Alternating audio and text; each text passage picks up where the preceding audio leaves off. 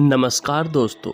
आज मैं आपको सुनाऊंगा भगवान श्री कृष्ण और उनके सच्चे भक्त की कहानी। एक समय की बात है, द्वारिका से 7 कोस की दूरी पर भक्त रामदास जी का घर था। वह हर एकादशी के दिन रात्रि जागरण के लिए अपने घर से पैदल निकलकर द्वारिका धाम में आते थे। द्वारिका धाम पहुंचने पर वह सारी रात वहां बैठ प्रभु का कीर्तन भजन किया करते थे। धीरे धीरे जब उनकी वृद्धा अवस्था बढ़ने लगी, तब भगवान श्री कृष्ण ने उन्हें आदेश देते हुए कहा, हे भक्त रामदास, अब तुम्हारी वृद्धा अवस्था हो आई है, तुम मेरे पास नहीं आया करो। इतना दूर से चलकर आते हो, कितना कष्ट तुम्हें उठाना पड़ता है। तुम्हारा यह कष्ट मुझसे देखा नहीं जाता है। जब भक्त रामदास प्रार्थना कर कहने लगे, हे नाथ, आपका दर्शन किए बिना मुझे भी आराम नहीं मिलता है। मैं तो आपको देखे बिना जी ही नहीं पाता हूँ। आप मुझे कहते हो मैं आपके पास नहीं आऊँ। ऐसा कैसे हो सकता है? मेरा जीवन तो आपके हवाले है। आप मुझे कितना भी मना करो, पर मैं आपका दर्शन करने अवश्य आऊंगा। तब श्री द्वारिकाधीश ने भक्त को समझाते हुए कहा, हे भक्त रामदास, आने वाली अगली एकादशी के दिन जब तुम मेरे दर्शन करने आओ तो अपने गांव से एक बैलगाड़ी लेकर आना। कुछ बैलगाड़ी में थोड़ा भूसा भरकर आना। फिर मैं तुम्हारे साथ तुम्हारे गांव में चलकर रहूंगा। भगवान की यह बात सुनकर भक्त रामदास जी बड़े प्रसन्न होकर कहने लगे, हे नाथ, क्या आप सच कहते हैं? आप मेरे साथ चलकर मेरे गांव में रहोगे? भगवान ने आदेश देते हुए कहा, अगले एकादशी को अवश्य अपने साथ बैलगाड़ी लेकर आना। धीरे धीरे 15 दिन व्यतीत हो गए। भक्त रामदास जी एक बैलगाड़ी लेकर द्वारिका धाम पहुंचे।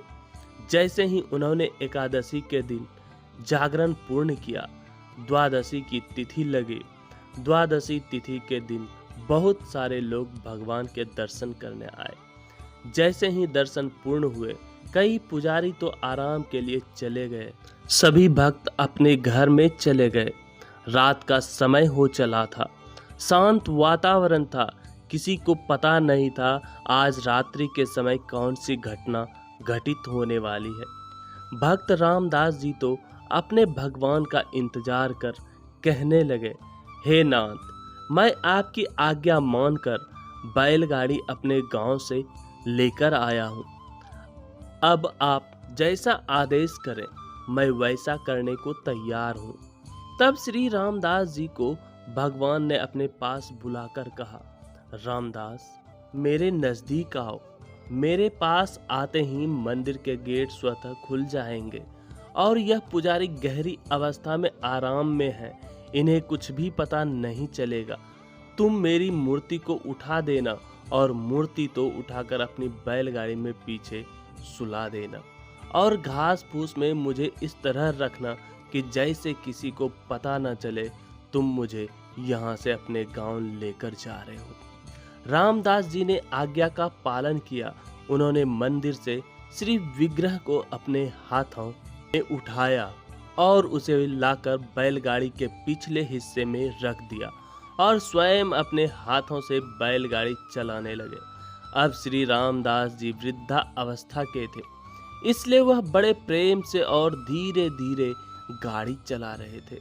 उन्हें ऐसा अनुभव हो रहा था कि मेरे भगवान श्री द्वारिकाधीश आराम कर रहे हैं।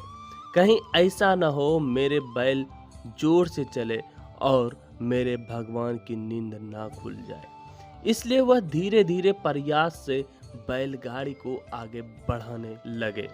जैसे ही प्रातः काल के समय मंदिर का गेट खोला गया, गेट खुलते ही सारे पुजारी हैरान हो गए। आज मंदिर का श्री विग्रह मंदिर में था ही नहीं। तब सब विचार करने लगे, रात को मंदिर से किसने श्री विग्रह की चोरी की है। तब सारे द्वारिका में बहुत खोजा गया, कौन भगवान की मूर्ति चुरा कर लेकर गया है। तब किसी ने बताया, एक भक्त रामदास है, जो कल रात को बहुत देर तक यहाँ बैठा था। वैसे तो वह हर एकादशी के दिन दर्शन करने आता है, पर पता नहीं कल क्या हुआ। बहुत देर तक बैठा था।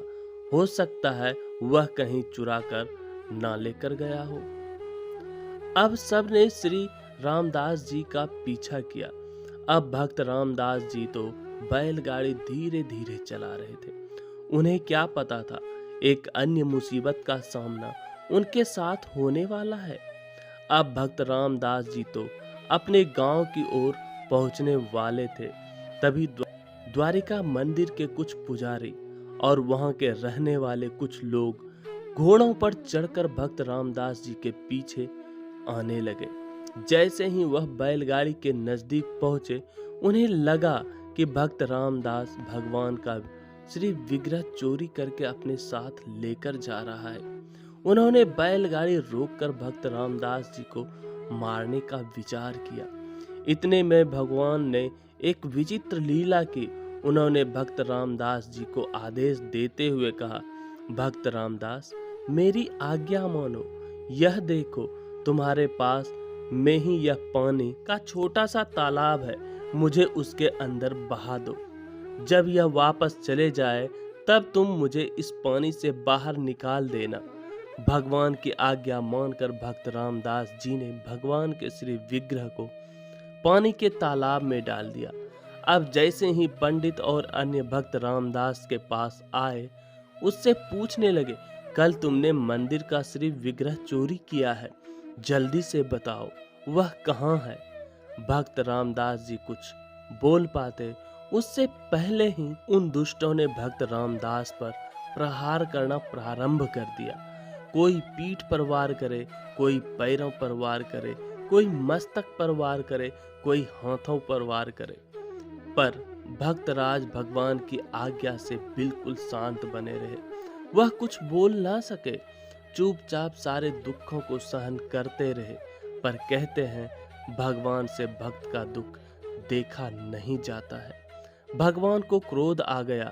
कहते हैं पास में ही जो पानी का तालाब था, वह तालाब का पानी जो पहले स्वच्छ और निर्मल था, भक्त रामदास जी के मार खाते ही वह सारा पानी तालाब अब खून के तालाब के समान दिखाई देने लगा।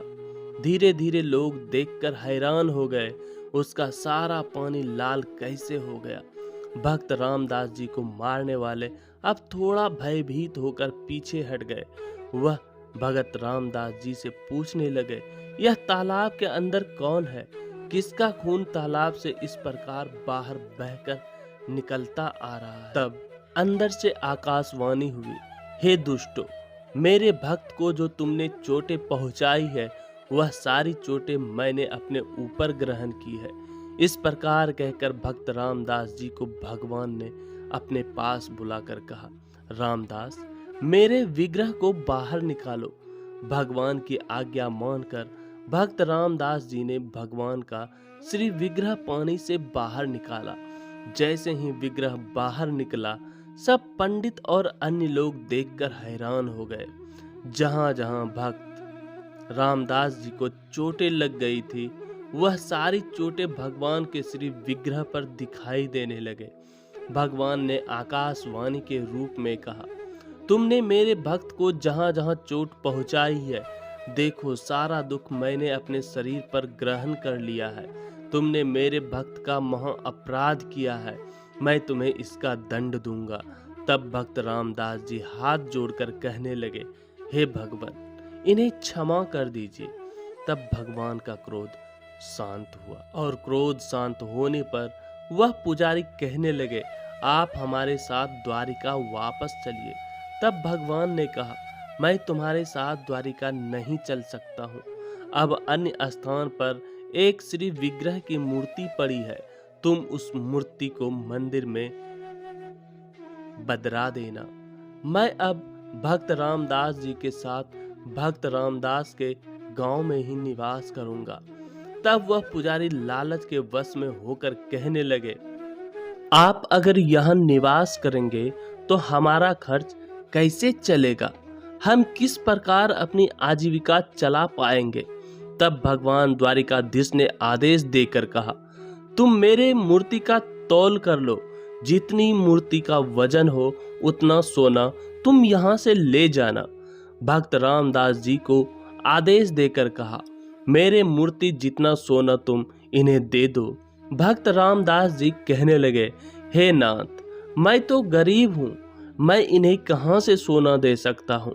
तब भगवान ने उन्हें आदेश देकर कहा, तुम अपनी धर्म पत्नी के कानों के कुंडल लेकर आओ।